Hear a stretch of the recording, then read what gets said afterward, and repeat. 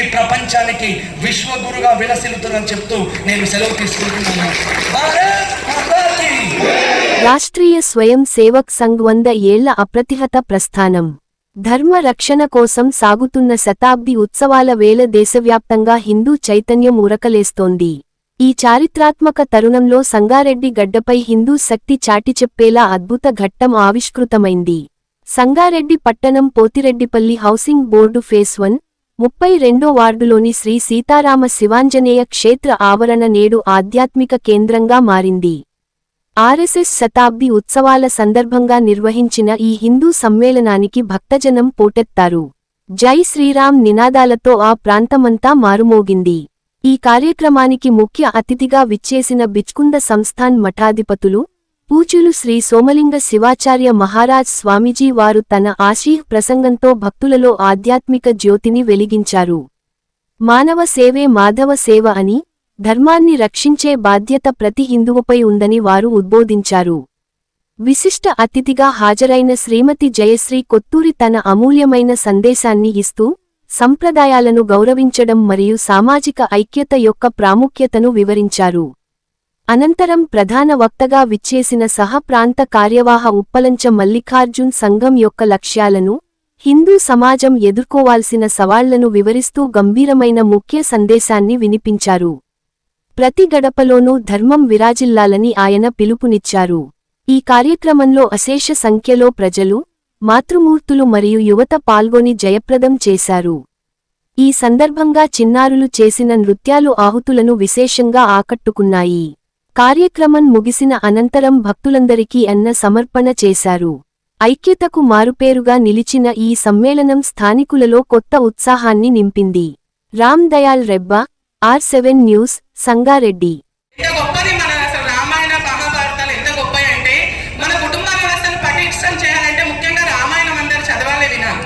రాముడు ఏమంటాడు, ఎప్పుడైతే లక్ష్మణ స్వామి మూర్చబడిపోతే దేశే దేశే నకలత్రాన్ని దేశే దేశే చ మిత్రమాల తంతు దేశామి పశ్చామి యత్ర భాత్ర సహోదర అంటాడంటే, దేశ దేశం తిరిగితే మిత్రులు దొరుకుతారు, దేశ దేశం తిరిగితే భార్య కూడా దొరుకుతుంది, రెండో భార్య పెళ్లి చేసుకోవచ్చు, తప్పులేదు. దేశ దేశం తిరిగితే బంధువులు దొరుకుతారు, సోదరులు ఇంకా దొరుకుతారు. రక్త సంబంధికులు ఈ సృష్టిలో ఈ జన్మకి వీళ్ళు మాత్రమే రక్త సంబంధికులు అని చెప్పేసి రాముడు చెప్పడం జరుగుతుంది. మరి ఆ విషయం తెలిగితే అన్నదమ్ముల మధ్యలో కొట్లాటలు ఉండేవి కదా. ఇప్పుడు ఎట్లుంది ఇట్లాంటి సిచ్యువేషన్ లోపల అంటే, ఒక చిన్న ఎకరం కోసం కొట్లాడుతుంది. మరి రామాయణం చెప్తే అన్నదమ్ముల మధ్యలో అనుబంధాలు పెరుగుతాయి కదా. ప్రతి ఒక్కరు పెళ్లి చేసుకునే ముందు ఏం చేస్తున్నారంటే ప్రీ వెడ్డింగ్ షూట్ చేస్తుంది.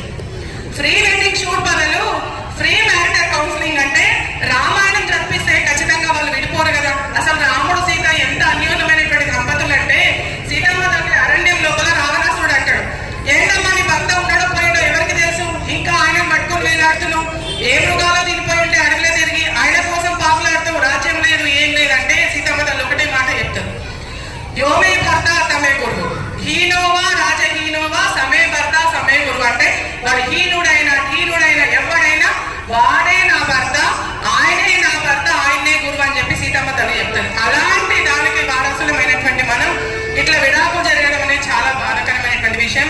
ప్రతి తల్లిదండ్రులు కూడా పిల్లలకి సమయం ఇవ్వాలి. సరే, ఇప్పుడున్నటువంటి సమాజం లోపల చాలా బిజీగా ఉన్నా ఒక్క పూటనన్న పిల్లలందరి కుటుంబంతో సహా తల్లిదండ్రులు కలిసి కూర్చొని తినాలి.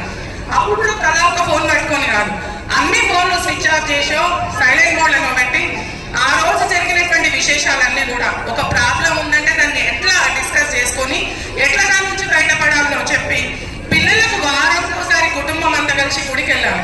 గుడికి వెళ్ళినామా మొక్కినామా వచ్చినామని కాదు, ఈ గుడి ఎక్కడి, ఈ గుడి యొక్క గొప్పతనం ఏంది, ఆంజనేయుడు ఎవరు, ఆంజనేయుడు ఏం చేసిండు, ఇలాంటి విషయాలన్నీ పిల్లలకు చెప్తూ ఉంటే ఆంజనేయుడు అసలు తెలుగు వాంగ్మయం లోపల హనుమానంత గొప్ప వాళ్ళు ఎవరు ఉండరు. సీతమ్మ తల్లి కోసం, రాముని కోసం, లోక కళ్యాణం కోసమే కష్టపడ్డాడు తప్ప తన కోసం ఏం చేసుకోలేదు. కుటుంబం బాగుంటే సమాజం బాగుంటుంది, సమాజం బాగుంటే దేశం బాగుంటుంది. కాబట్టి ముందుగా మన కుటుంబం లోపల పరివర్తన రావాలని చెప్పేసి ఆర్ఎస్ఎస్ వాళ్ళు ఆ కుటుంబ ప్రబోధన అనేటువంటి అంశం తీసుకొచ్చింది. మనం ఆహారంలో రోజు మనం ఏం చేస్తున్నాం అంటే 0.3 గ్రామ్స్ మిల్లీగ్రామ్స్ మన కడుపులోకి విషం వెళ్తుంది. ఎట్లయితుందంటే ప్లాస్టిక్ వాడకం కానీ కాలుష్యం వల్ల కానీ మనందరికీ లోపలికి కొంత విషయాన్ని మనం స్వీకరిస్తున్నాం మనకు తెలియకుండానే. కాబట్టి ప్లాస్టిక్ వాడకాన్ని నిషేధించాలి. బయటికి వెళ్తే ఒక చిన్న చేతి సంచిని తీసుకుపోవాలి. ఇంతమంది చేస్తారు, ఎవరు కూడా చేతి సంచులు తీసుకుపోరు. ఆడిపోయిన తర్వాత ఒక ప్లాస్టిక్ కవర్ కొనుక్కొని పోతారు. యజ్ఞం చేస్తే వర్షాలు కురుస్తాయి. వర్షాలు కురిస్తే మనం పాడి పంట పండి మనమంతా సౌఖ్యంగా ఉంటాం. మళ్ళీ యజ్ఞాలు చేయాలి. యజ్ఞం చేయడం వల్ల ఎలాంటి ప్రయోజనం ఉంటుంది అంటే, యజ్ఞంలో వేసేటటువంటి ఆవు పాలు, ఆవు నెయ్యి, ఆవు గోమయం, గోవు మూత్రం అవన్నీ కూడా వాటిని మనం సమిధలేసి ఏమైనా హోమం చేయడం వల్ల ఏమవుతుందంటే ఆక్సిజన్ రిలీజ్ అవుతుంది. ఎప్పుడైతే వాతావరణం లోపల ఆక్సిజన్ రిలీజ్ అవుతుందో అప్పుడు ఖచ్చితంగా వర్షాలు పడేటటువంటి అవకాశం ఉంటుంది. కాబట్టి యజ్ఞం కూడా మన సనాతన ధర్మంలో ఒక భాగం. సనాతన ధర్మం అన్నిటిని పూజించాలని చెప్పింది. పూజించడం అంటే బొట్టు పెట్టి పసుపు పెట్టడం కాదు, వాటిని పరిరక్షించాలి, మొక్కల్ని నాటాలి. నదుల్లో స్నానం చేయడానికి పోయి నదుల్ని ఎంత అపరిశుభ్రం చేస్తున్నారంటే బట్టల్ని అట్లనే వదిలేసి వస్తారు, షాంపూ పాకెట్లను అట్లనే వదిలేసి వస్తారు. ముఖ్యంగా వాటర్ని పొదుపు చేయాలి, నీటిని పొదుపు చేయాలి, కరెంటును పొదుపు చేయాలి. నీరు ఉందని చెప్పేసి విచ్చలవిడిగా వాడటము, కరెంట్ ఉంది కదా అని విచ్చలవిడిగా వాడితే భావితరాలకు లేకుండా పోతుంది. కాబట్టి ముఖ్యంగా పర్యావరణాన్ని పరిరక్షించడం, ప్రతి ఒక్కరు భుజస్కంధాల మీద వేసుకొని ప్లాస్టిక్ వాడటం, కవర్లు వాడటం నిషేధించినట్లయితే కొంత మనం సమాజానికి మేలు చేసినటువంటి వాళ్ళు అవుతాం. ఓటు హక్కు, ప్రతి ఒక్కరు ఓటు హక్కును వినియోగించుకోవాలి. ఓటు అనేది మన అస్తిత్వానికి ఉనికి, అలాంటి ఉనికిని కాపాడుకోవాలి తప్ప ఓటు కోసం నోటు కోసం ఓటు వేయద్దు. ఒక మంచి అధికారం వస్తే మనం 5 ఏళ్ళు సుఖంగా ఉంటాం, ఓ 2000 3000 ఇస్తే వారం రోజులు సుఖంగా ఉంటాం. ఇది చిన్న అందరికీ తెలిసినటువంటి విషయం. కాబట్టి ఓటు హక్కును కూడా ప్రతి ఒక్కరు కూడా సక్రమమైనటువంటి నాయకుడిని మనం ఎన్నుకున్నట్టయితే మన పిల్లల భవిష్యత్తు బాగుంటుంది. మన భవిష్యత్తు కాదు, మన పిల్లల భవిష్యత్తు. మన ఎంతో కొంత భవిష్యత్తు అయిపోయింది, మన పిల్లల భావి భవిష్యత్తు బాగుండాలంటే మంచి అధికారాన్ని ఎన్నుకోవాలి, ఓటు హక్కును వినియోగించుకోవాలి. వీరి చివరిలో ఉన్నటువంటి కొట్టుల వల్ల సామాన్లు కొనుక్కోకుండా ఫ్లిప్కార్ట్లు, అమెజాన్లు ఆర్డర్ చేస్తే ఆ డబ్బులు ఎవరికో అవుతాయి. రేపొద్దున ఇప్పుడు ఇంత కార్యక్రమం జరుగుతుందంటే నిధులు మన వీధి వాడిస్తారా, అమెజాన్ వాడిస్తాడు? వినాయక చవితి నవరాత్రులు అయితే ఎవరిస్తారు మనకి? ఎంతో కొంత చందా రూపంలో మన గుడి ఎదగడానికో దేనికో మన వాళ్ళు ఉపయోగపడతారు తప్ప ఎవరో ఆన్లైన్ వాళ్ళు ఉపయోగపడతారు కదా. ఇంత చిన్న కామన్ థింగ్ కూడా మనం పోనీలే ఆన్లైన్లో పెడితే ఇంటి దాకా వస్తుంది అనేటటువంటి ఒక ఆలోచన. ఎందుకు పిల్లల ద్వారా తెప్పిస్తే వాళ్ళకు కూడా తెలుస్తుంది కదా, ఈ కాస్ట్ ఇంత, తక్కువ ఖర్చు పెట్టాలి, ఇది ఇంత. ఆన్లైన్లో ఆర్డర్ చేస్తే మనం ఏదో క్రెడిట్ కార్డుతో కొట్టేస్తే అసలు మనకు అది దాని డబ్బు విలువ కూడా తెలియదు. కాబట్టి ప్రతి ఒక్కరు కూడా మన దగ్గరలో ఉన్నటువంటి వాళ్ళ యొక్క కొట్టులలో కొనడానికి ప్రయత్నం చేయాలి. అంతేకాకుండా ఆలయం లోపల ప్రతి ఒక్కరు కూడా ఏం చేయాలంటే మన హిందువులకి అవకాశం ఇచ్చే ప్రయత్నం చేయాలి. ఆలయం లోపల ఇక్కడ దగ్గరలో ఉన్న కార్పెంటరు, ప్లంబరు, ఎలక్ట్రీషియన్ యొక్క పేర్లు పెడితే, బ్యూటీషియన్లని ఎవరైనా కానీ మన వాళ్ళ పేర్లు పెడితే మన వాళ్ళ దగ్గరనే మనం వాళ్ళ దగ్గర బిజినెస్ చేయడానికి ప్రయత్నం చేసేస్తే మన వాళ్ళు ఎదుగుతారు. కాబట్టి స్వదేశీ నియమాన్ని కూడా మనం అందరం పెట్టుకోవాలి. లక్షలాది మంది వ్యక్తులు నమస్తే సదా వత్సలే మాతృభూమి అని ప్రతినిత్యము కలుస్తున్నారు. ఏకైక స్వార్థము వాళ్ళది, ఒకే ఒక స్వార్థము అందరిది. ఏ స్వార్థం అయ్యా? తేరా వైభవ్ సదా రహే మా హమ్ 4 దిన్ రహే నా రహే. ఓ భారత మాత, నీ వైభవము ఎల్లప్పుడూ వెలుగొందాలి. నేను 4 రోజులు బతికినా చాలు, కానీ నా భారత మాత తల ఎత్తుకొని ఏదైతే విశ్వ గురువుగా ఉండెనో ఆ విశ్వ గురువుగా నిలబడాలి. దానికోసమే మేమందరము నడుము బిగించి పనిచేస్తున్నామని 88,000 గ్రామాలలో ప్రతినిత్యం స్వయం సేవకులు ఏకీకృతం అవుతారు. ఎవరి కేశవరావు? ఏ పుస్తకాలలో లేవు, ఏ రోడ్డు పైన విగ్రహాలు లేవు, పద్మశ్రీ భారతరత్నలు లేవు. ఎవరి కేశవరావు? నాగపూర్లో పుట్టాడు. ఎట్లయితే ఒక పువ్వు పుట్టగానే మనకు సువాసన వస్తుంది, పరిమళం వస్తుంది, వెంటనే తెలుస్తుంది ఫలానా చెట్టుకు పువ్వు పుట్టించు. పువ్వు పుట్టగానే ఎట్లయితే పరిమళిస్తుందో, ఈ కేశవరావు పుట్టగానే ఏదైతే యుగద్రష్ట, యుగారంభము నాడు జన్మించిన వ్యక్తి, ఆయన పుట్టగానే దేశభక్తుడిగా పుట్టాడు.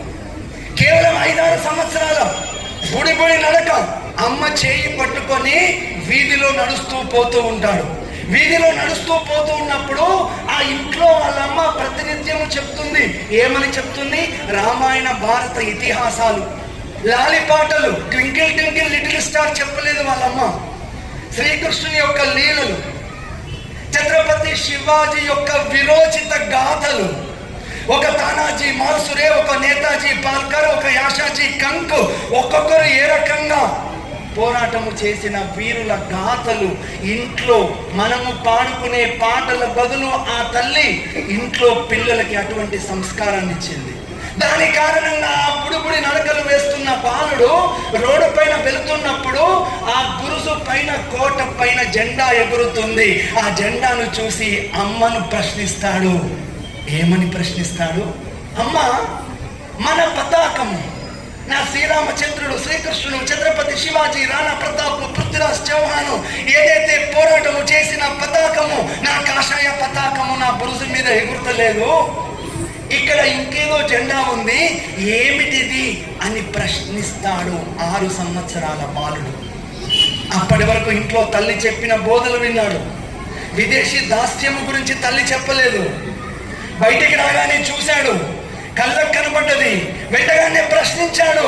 నా భగవ పతాకము, నా కాషాయ పతాకము బురుసు పైన ఎగురుతలేదు, అక్కడ ఇంకేదో జెండా ఎగురుతుంది, దాని అర్థం ఏమిటి అని అడిగాడు.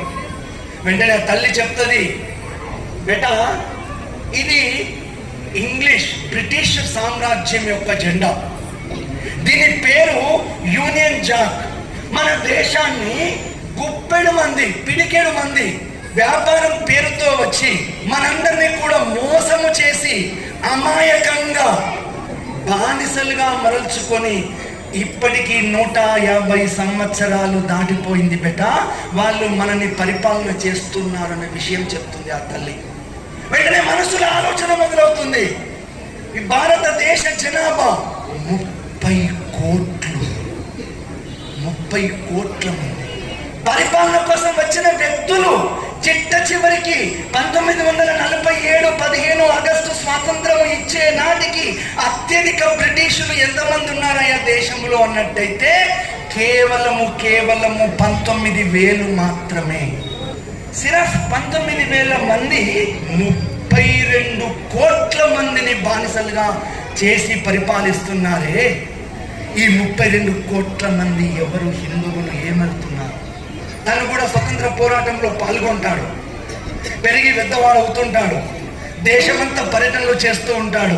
అప్పుడు విప్లవ కార్యకలాపాలు, కలకత్తాకు వెళ్తాడు, అక్కడ వైద్య విద్యాభ్యాసం MBBS డాక్టర్స్ అవుతాడు. అక్కడ MBBS డాక్టర్ అన్నట్టయితే మనిషికి పట్టిన రోగము, మనిషికి పట్టిన అనారోగ్యాన్ని ఏ రకంగా అయితే తొలగించాలో అటువంటి విద్యను నేర్చుకుంటాడు. కానీ వారు ఇన్బిల్ట్ గా దేశభక్తిన పుట్టిన కారణంగా, కాబట్టి కేవలం వైద్యము మనిషికి వచ్చిన రోగానికే చికిత్స కాదు, అసలు ఈ దేశానికి చికిత్స ఏమి చేయాలి, ఈ వ్యక్తులకు ఎటువంటి చికిత్స కావాలి. ఒక మనిషి అనారోగ్యంతో ఉన్నట్టయితే, జ్వరం వచ్చినట్టయితే మనం డాక్టర్ దగ్గరికి వెళ్ళినప్పుడు నేను 80 కేజీలున్నా, నేను 70 కేజీలున్నా, కాబట్టి నాకు ఆ గోళీ ఇచ్చే టాబ్లెట్ ఎంత ఇస్తారు? బరువును బట్టి ఇస్తారా? ఇవ్వరు కదా. మహా అంటే 650 డోలో ఇస్తారు. ఏంటిది 650? కిలోగ్రాముల, మిల్లీగ్రాములు. అంటే 1 గ్రాము కూడా కాదు, మిల్లీగ్రాములు. అంటే 80 కేజీలు ఉన్న వ్యక్తికి కేవలం 650 మిల్లీగ్రాముల గోళీ వేసినట్టయితే ఏ రకంగా అయితే వైద్యము పనిచేస్తుందో అదే రకంగా స్వామి వివేకానందుల వారు 32 కోట్ల మందిని తీర్చిదిద్దాలి అన్నట్టయితే ఎంతమందిని అడిగిండు? 100 మంది యువకులను అడిగిండు. ఛత్రపతి శివాజీ ఎంతమంది యువతను తయారు చేశాడు? కేవలం 100ల సంఖ్యలో తయారు చేసిన వాళ్ళు లక్షలాది మొగలాయి సైనికులు వాళ్ళందరినీ తరిమి కొట్టారు. కాబట్టి కేశవరావు సహజంగా వైద్యుడు, వారు ఏం చేశారన్నట్టయితే ఈ 32 కోట్ల మందిలో మేక పులి నుంచి అడవి పులిగా మార్చాలి అన్నట్టయితే స్వామి వివేకానందుడు చెప్పిన I want a man with క్యాపిటలియం, ఇనుప కండరాలు, ఉక్కు నరాల వజ్ర కఠోర తుల్యమైన వ్యక్తులు కావాలి. అంటే ఏం కావాలి? వ్యక్తి నిర్మాణం కావాలి. వ్యక్తి నిర్మాణం అంటే సహజంగా మన మనుషులమే. అంటే మన లోపల ఏం కావాలి?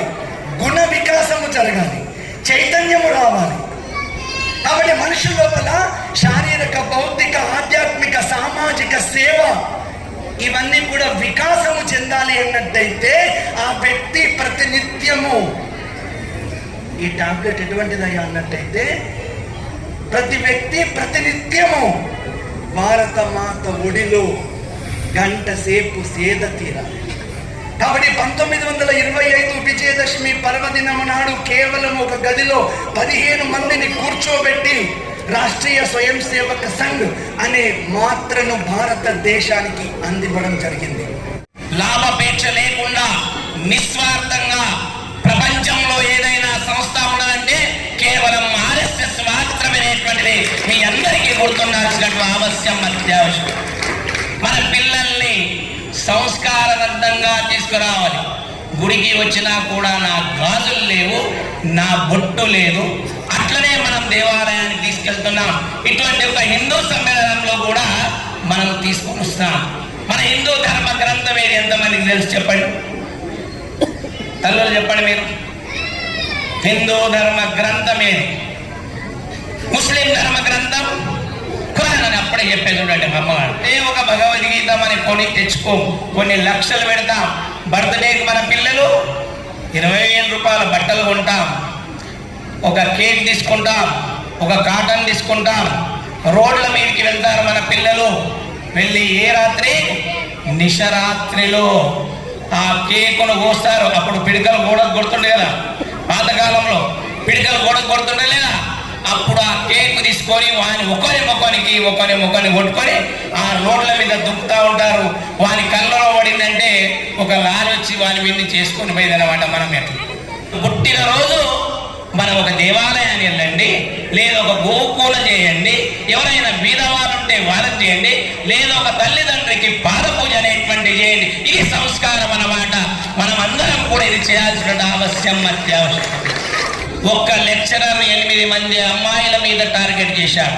అందులో మేము ఒక్కరిని పట్టుకొని వాని కొడితే అప్పుడే మినిస్టర్లవి కూడా ఫోన్లు వచ్చినాయి. వానికి ఇడవలేదు, ఎంతైనా ఇడవలేదు. తీసుకొని ఇక్కడ ఉన్నటువంటి బజరంగ దళ్, విశ్వ హిందూ పరిషత్ వాళ్ళు పోలీస్ స్టేషన్ వేసి కేసు వేశామన్నమాట. ఎంతో మంది మినిస్టర్లు వచ్చిన ఇడవలేదు. వానికి కొడితే వాడు చెప్పాడు, మేము ఇంతమందిని టార్గెట్ చేస్తే మాకు ఇన్ని డబ్బులు ఇస్తాం. వాడు క్రిస్టియనే. మన ఇంట్లో శివాజీ పుట్టకూడదు, పక్క ఇంట్లో పుట్టాలి, నేను చూడాలి. జిజాబాయి తన సైన్యాన్ని, జిజాబాయి శివాజీని సైన్యానికి పంపిస్తా ఉంది. పంపించినప్పుడు ఏడుస్తుంది అనమాట. ఎందుకు ఏడుస్తున్నావా అంటే, నేను వస్తున్నానని ఏడుస్తున్నాను, దాని కొరకు వేస్తలేను కొడక, నీ ఎటువంటి వాళ్ళు ఇంకా 5 మంది నన్ను కొట్టుంటే బాగుంటే కదా, నేను సైన్యానికి పంపిస్తున్నానేటువంటి చెప్తా ఉన్నా. అట్లా మనము పిల్లల్ని సంస్కారవంతంగా తీర్చిదిద్దాలి. అందరూ కూడా ఒక్కద కావాలి. మనం ఇంట్లో పట కులం బయట దాతే మనం అందరం కూడా హిందువులం అనేటువంటిది ఉండాలి. ప్రతి ఒక్కరు కూడా ఈ కులం ఆ కులమైన కుల నిర్మూలన అనేటువంటి తీశారు. ఇవనారవ ఇవదెందిశనయ్యా, ఇవనమ్మవ ఎందిశనయ్యా, వీడు ఎవడు, వీడు మావాడు, ఈ మాడాడు అనేటువంటి ఉండాలన్నమాట. ప్రతి ఒక్క హిందూ బాంధవులకు తెలిపేటువంటిది సమయం ఎక్కువైంది. కాబట్టి మనమందరం కూడా మన పిల్లల్ని సంస్కారవంతంగా తీర్చిదిద్దేది ఎవరంటే మాతృమూర్తులు అన్నమాట.